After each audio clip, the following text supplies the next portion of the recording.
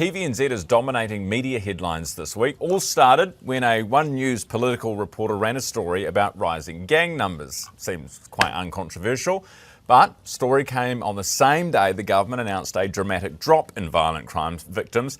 That element wasn't covered in the TVNZ story, with Police Minister Mark Mitchell calling it unbalanced journalism. They were a bit pissed about the whole thing. Cue a phone call between the TVNZ chairman and the broadcasting minister before the chief executive, Jodie O'Donnell, was forced to step into the whole thing.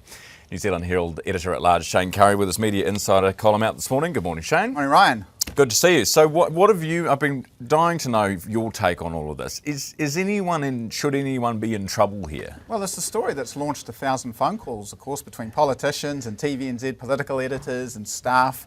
And as you just mentioned, the board chair as well, talking to the broadcasting minister, or trying to talk to the broadcasting minister about it, which is a big no-no when you think about the TVNZ Act and the politicians having to be at arm's length from any editorial influence. They can complain, of course, about stories to the newsroom, and I think in this case, the actual story that Benedict Collins produced on Thursday night last week, there was actually nothing wrong with the story. It was balanced, it was accurate, but it failed to cover a press conference that day, pretty significant press conference, I must say, around the drop in number of crime victims over the last 12 months or so.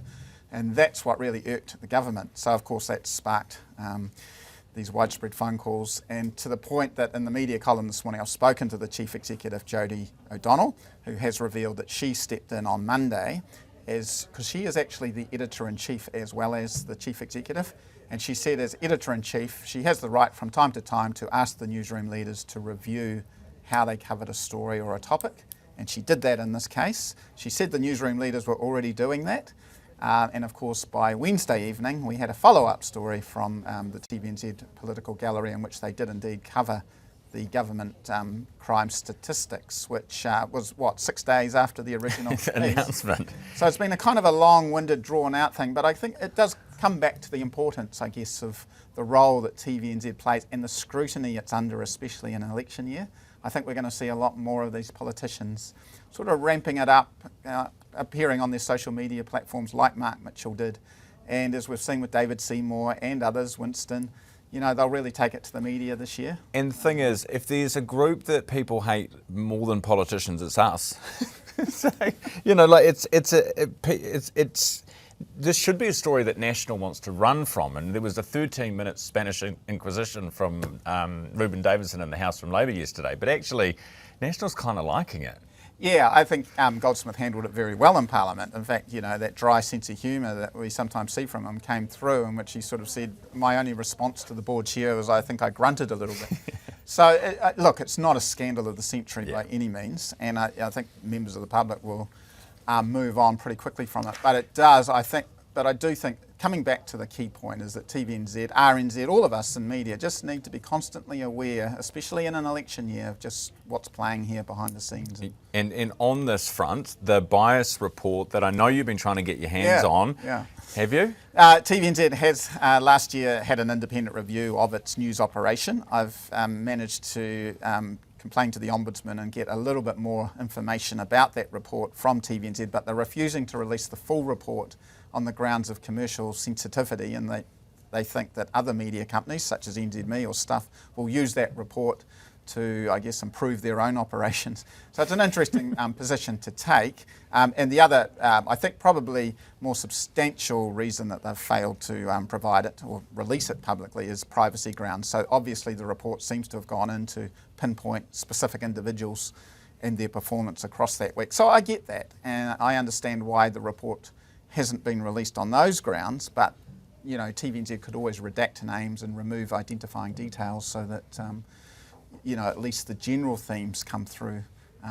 even if we don't know the names of people. Now, staying with TV, well, we've got the results today, and you've been chatting half an hour, and you've been chatting to Jodie as well about their pay TV. Yeah, that's right. They've got next month they launch a massive part of their new strategic direction, and that is the ability to introduce subscription television. That will come into TVNZ Plus from April. And the very first big event where we'll be able to pay for an event is the Football World Cup in June. So they'll announce in May just what the pricing will be for that. I suspect for 104 World Cup games, probably the price for a tournament pass on TVNZ Plus probably be I mean, this isn't confirmed, but around $50, $60 maybe.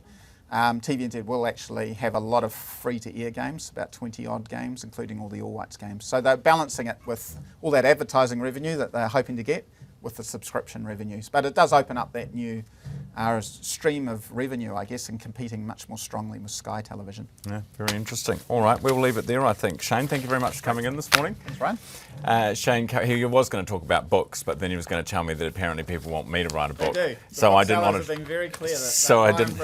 They want your book out, a biography. Thing is, let's be honest, Shayne. Lots of journalists write lots of books, and most of them are a bit crap. You've got lots to talk about. You know what I mean?